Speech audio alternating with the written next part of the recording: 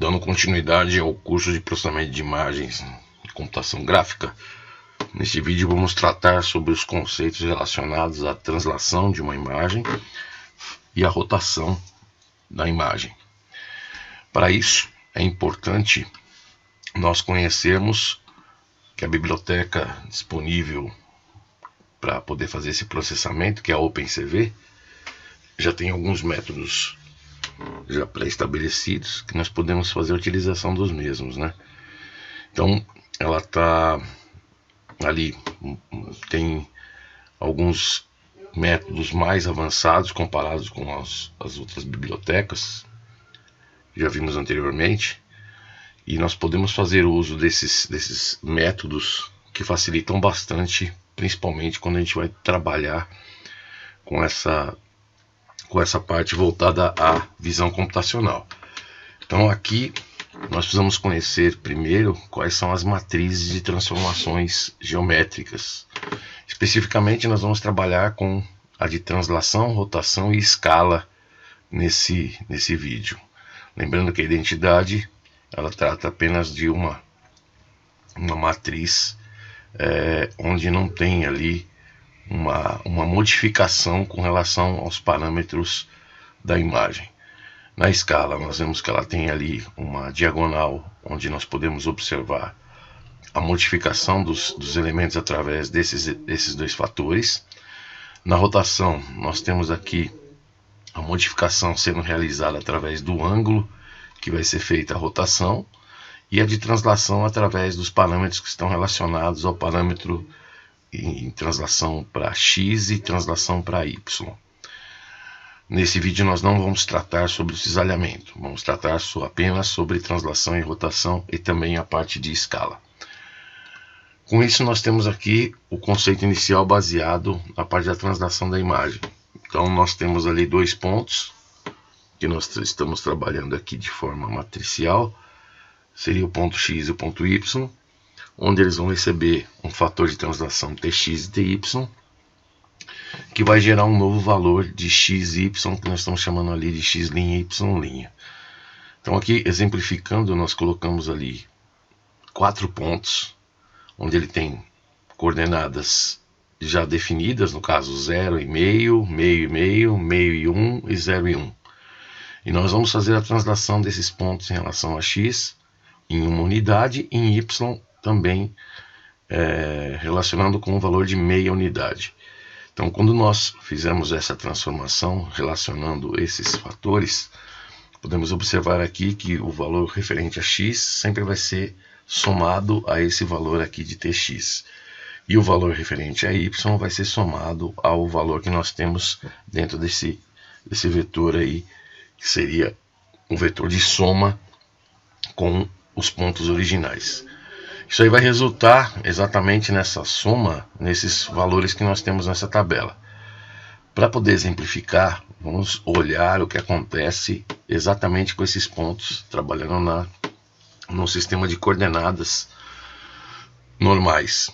Então observa que aqui nós temos os pontos, o ponto 1, o ponto 2, que está aqui, o ponto 3 e o ponto 4. Quando nós aplicamos as translações, tanto para x quanto para y, fizemos a soma, o que aconteceu? Este ponto, que era 0,5, que seria o nosso ponto 1, ele passou a ser o que? Ele passou a ser esse ponto aqui, ó, 1, 1. O ponto que seria meio e meio passou a ser 1,5 e 1. Esse outro ponto aqui, que era meio e 1, passou a ser 1,5 e 1,5. E por fim, esse outro ponto, que era 0 e 1, passou a ser 1,5. Então nós observamos a translação em relação a x e a translação em relação a y. Basicamente, o que ele vai fazer é exatamente isso quando nós utilizamos a biblioteca do OpenCV para a translação. No caso, fazendo essa utilização da translação nós vamos precisar utilizar o método cv2.wrapaffine. Esse método ele vai também ser utilizado para a parte de rotação.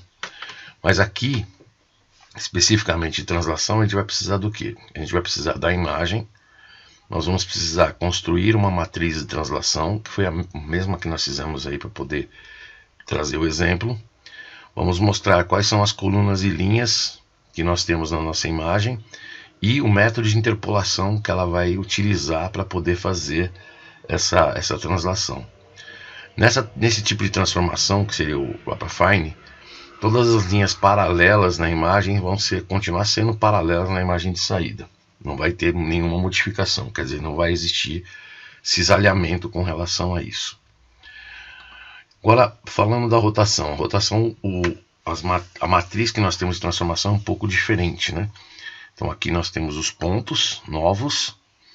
A matriz de transformação vai ser esta daqui, multiplicado pelos pontos originais.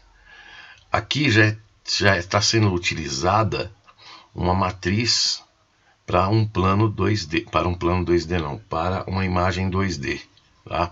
Então aqui nós estamos trabalhando com a rotação em relação a um eixo. No caso, aqui nós vamos colocar como exemplo uma rotação de 45 graus, a partir do sentido anti-horário.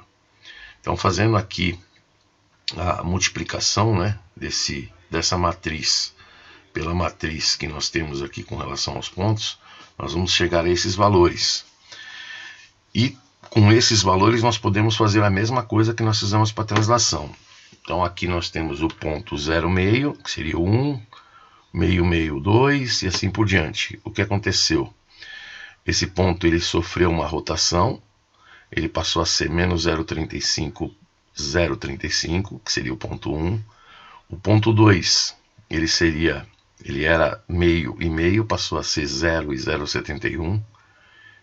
Aqui no caso está 0,707. O ponto 3, ele passa a ser menos 0,35 e 1,06. E o ponto 4, menos 0,707 e 0,707. Nós podemos observar que ele fez um giro, né, em torno do eixo, a partir do que? A partir da definição do valor do ângulo que foi dado, sempre no sentido anti-horário. Para fazer a escala da imagem, aqui nós temos aquela outra matriz, onde nós vamos colocar o fator de escala. Então, o fator de escala para x e o fator de escala para y. Colocamos os dois valores aqui para não deformar muito a imagem, né? Então, mantivemos dois valores aqui, que vai aumentar essa imagem.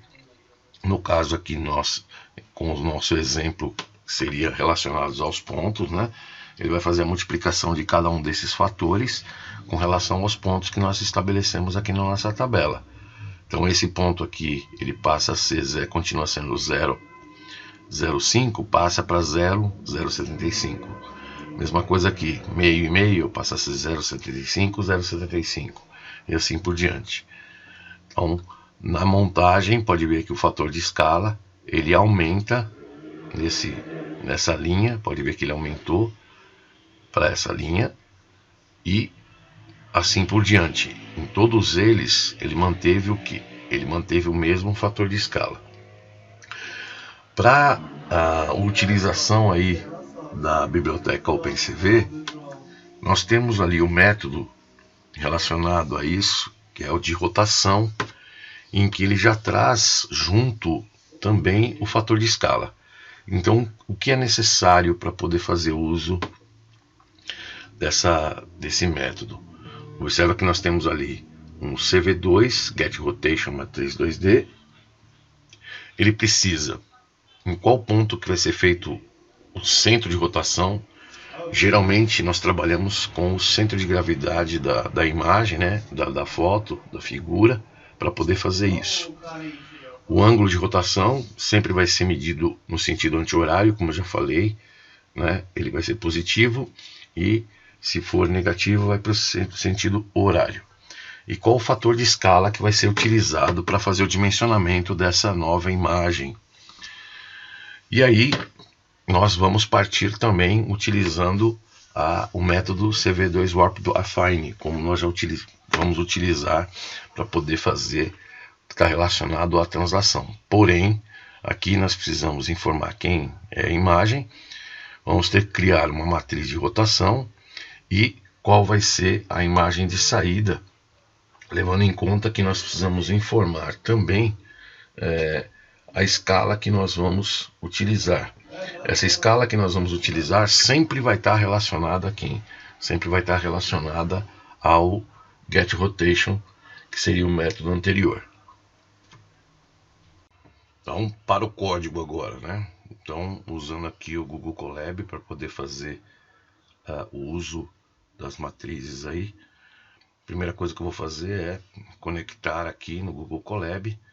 Vou trazer aqui uma imagem. Eu vou escolher uma imagem aqui da qualquer. Vamos pegar essa imagem aqui, ó, chamada de paisagem 1.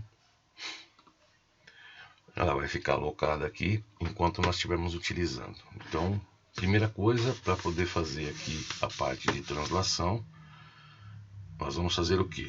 Vamos importar a biblioteca CV2. Então, vamos importar a biblioteca CV2. Nós vamos fazer a importação também do NumPy. Import NumPy SNP. E vamos fazer o que? Vamos trazer aí no pacote do Google Colab, google.colab patches. Vamos importar o CV2 in show, para ele poder mostrar para nós as imagens. Então aqui vamos executar aí o código. Já fizemos a importação. E agora nós vamos fazer o que? Nós vamos fazer uma leitura primeiro da imagem. Então, imagem vai receber CV2.inRed. Vamos fazer a leitura primeiro. Da onde? Então, vou pegar uma aspa simples aqui. Venho aqui, copio o caminho e trago para cá. Então, aqui nós vamos fazer a leitura da nossa imagem. Ele já leu a imagem. Podemos aqui observar utilizando imagem.shape para poder ver quantas linhas, quantas colunas e quantos canais. Então ali está trazendo 183, 275 e 3 canais. Vamos ver essa imagem então, CV2 in show imagem, que é o que nós criamos ali na variável. Então ele vai trazer a imagem para nós. Ela tem aqui 183 por 275. Agora nós vamos fazer o que? Nós vamos fazer uma leitura. Nós já fizemos aqui no imagem.shape. Nós vamos fazer uma leitura para poder trazer os valores de linhas e colunas. Então aqui a gente pode fazer o que? Linhas. Ela vai ser o valor do imagem.shape 0. Olha, ele faz a leitura das linhas. Se a gente quiser olhar ali, só a gente fazer a consulta. Ali, 183 linhas. A mesma coisa a gente vai poder fazer com colunas, só que colunas ali o índice não é 0, o índice é 1. Então vamos entrar aqui com um novo código. Ao invés de usar o 0, nós vamos utilizar o 1. E aqui nós vamos fazer a leitura das colunas. Opa, eu fiz a atribuição errada aqui. Caramba, aqui é colunas, imagem shape 1 e linhas, imagem shape 0. Vamos só ver se agora está correto. Agora sim. Vamos fazer a leitura e apresentar o número de colunas. Então, 183 linhas, 275 colunas. E se nós quiséssemos também fazer uma verificação de canais, aqui o índice seria 2. Seria as cores envolvidas na imagem. Ao invés de ter feito isso daqui, a gente poderia ter feito o seguinte. A gente poderia ter criado uma tupla aí, linhas, colunas, vai receber imagem ponto shape, imagem ponto shape. Aqui eu vou abrir um colchetes, 2 pontos, 2. Isso quer dizer o que? Ele vai fazer a leitura do canal 0, do elemento 0, né? Índice 0 e índice 1, e vai trazer os mesmos resultados, se a gente quiser observar utilizando essa forma aqui. Então agora nós vamos criar o que? Nós vamos criar uma matriz de translação. Então essa matriz de translação ela vai ser feita de que forma? Eu vou querer transladar esse cara aí, essa imagem. Então vai ser matriz de translação, vai ser igual. Eu vou fazer aqui um type npfloat 32. Nós vimos isso daqui no vídeo anterior. Então nós vamos ter aqui, ele vai ser 1, 0 e 70. Então estou deslocando 70 unidades em relação às linhas. Depois eu vou fazer aqui 0, 1 e 110. Eu vou deslocar 110 unidades em relação às colunas. Então aqui vou executar. E agora nós vamos utilizar lá o método, né, do RopeAffine. Como? Então eu vou pegar lá a imagem transladada, ou imagem transladada, vai ser um cv2.RopeAffine. Ele já traz ali a opção. Vou colocar qual é quem eu quero, que no caso é a nossa imagem. Depois a matriz de translação. Então, matriz de translação, que é a que nós acabamos de criar. Quem são as colunas e linhas? Eu poderia ter feito uma variável só para poder criar essas colunas e linhas que nós fizemos lá em cima. E qual o método de interpolação que nós vamos utilizar aqui? Então aqui o método de interpolação vai ser o cv2.inter. Eu vou usar aqui o método de interpolação linear, interlinear. Depois pode fazer o teste com outros tipos de método de interpolação para poder ver se tem diferença com relação a eles. Então já rodei aqui o código. Então vamos ver como ficou a nossa imagem. Então eu vou pegar esse cara que está aqui em cima e vou copiar ele aqui para baixo. Só que agora eu vou fazer o uso da imagem transladada. Então imagem transladada, que é o que nós criamos na linha anterior. Então aí nós vamos conseguir observar qual foi a translação que ela executou. Então aqui ela foi feita uma translação em relação à parte das colunas e uma translação em relação à parte das linhas. Observa que ela cortou a imagem, né? Então para poder evitar isso daí, o que a gente pode fazer? Vamos pegar esse código que está aqui, ó, e fazer uma modificação. Ao invés de trabalhar aqui com as linhas e colunas já definidas, eu vou acrescentar o mesmo valor de translação que eu coloquei para as colunas e o mesmo valor que eu coloquei para as linhas. Então, por exemplo, aqui ó, eu vou acrescentar mais 70, que foi o valor que a gente tinha colocado aqui de translação para as colunas. E aqui nas linhas eu vou adicionar mais 110, que foi o valor que nós colocamos aqui para poder fazer a translação de linhas. Vamos rodar. E aqui nós vamos ver como ficou a nossa nova imagem transladada através dessa modificação.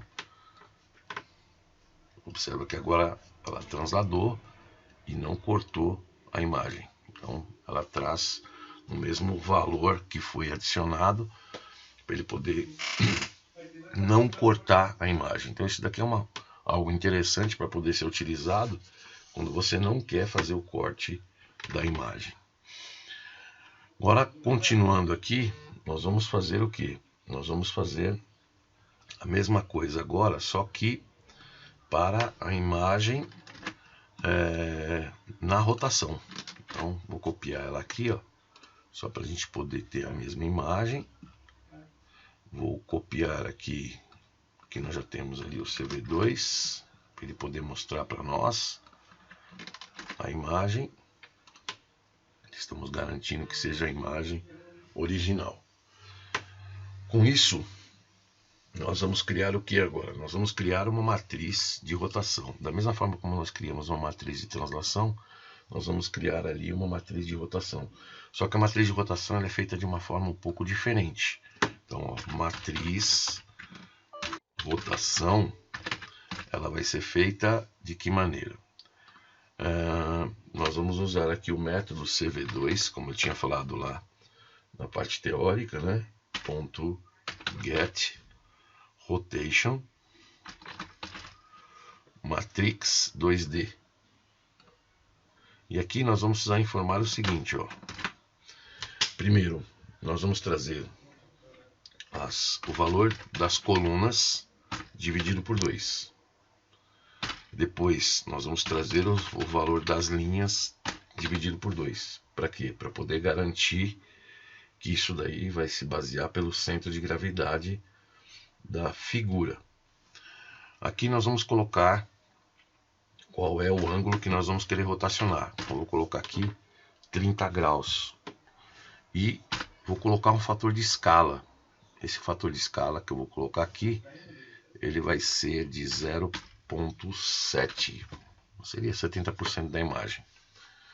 Então, com isso, vamos executar esse cara aqui.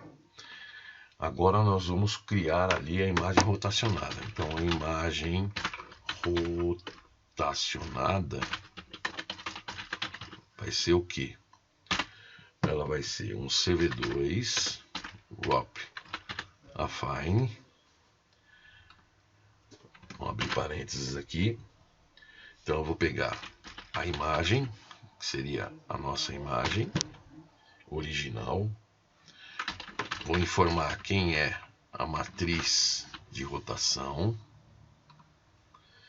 e colunas e linhas, que vão ser os tamanhos que nós temos já definidos ali, né?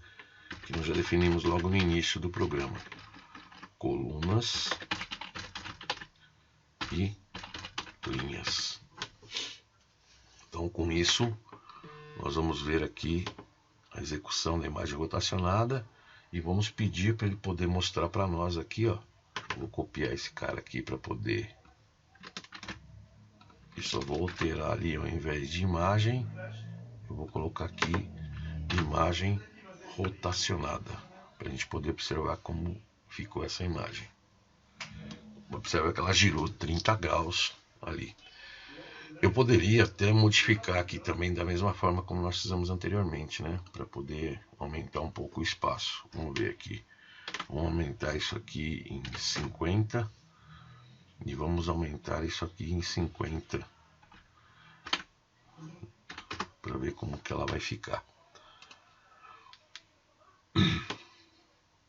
Ele melhora um pouquinho. Apesar que aqui eu teria que aumentar um pouco mais. Vamos colocar aqui uns 100.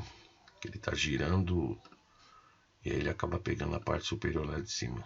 Não vai adiantar muito porque eu estou trabalhando sempre com o centro de gravidade dela aqui. Mas de qualquer forma ficou clara a mudança através disso daqui. Agora o que nós podemos fazer aqui também é modificar ali o ângulo e também modificar a posição, que aí poderia ser uma solução para esse problema que ele está cortando a imagem aqui. Então eu vou pegar aqui, eu vou trabalhar com a nova matriz de rotação, vou trazer ela aqui para baixo, e nessa nova matriz de rotação, ao invés de eu trabalhar dividindo o número de colunas por 2, eu vou dividir o número de colunas aqui por 4. Número de linhas eu vou continuar, vou manter ali em 2. Aqui eu vou fazer 45 graus. E vou manter a escala em 0,7. Mesma coisa, vamos precisar agora também utilizar essa outra linha aqui, porque agora vai ser uma nova matriz de rotação. Fizemos a alteração do ângulo e da posição, e agora ele vai girar também, só que em relação ao número de colunas ali dividido por 4. Então vamos observar a diferença que tem em relação a isso. O ângulo ficou mais aberto, porque nós trabalhamos com 45 graus, né? E ali mantivemos o mesmo fator de escala 0,7.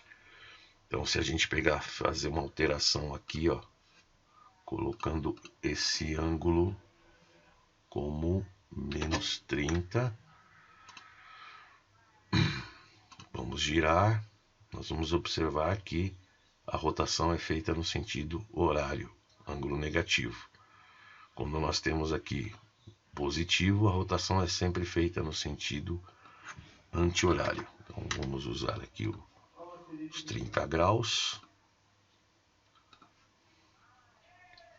Lembrando que aqui nós fizemos uma alteração na divisão. Ao invés de trabalhar com o número de colunas dividido por 2, trabalhamos com o número de colunas dividido por 4. Poderia ter feito a mesma coisa aqui também, só para a gente poder exemplificar como ficaria, né? Então vamos dividir aqui também por 4. E aí nós vamos ter a imagem rotacionada. Então o posicionamento aqui pode ser feito através de qualquer ponto. Nós procuramos sempre fazer em relação ao centro de gravidade para poder manter ali as mesmas condições, para poder observar como funciona essa parte relacionada à rotação da imagem.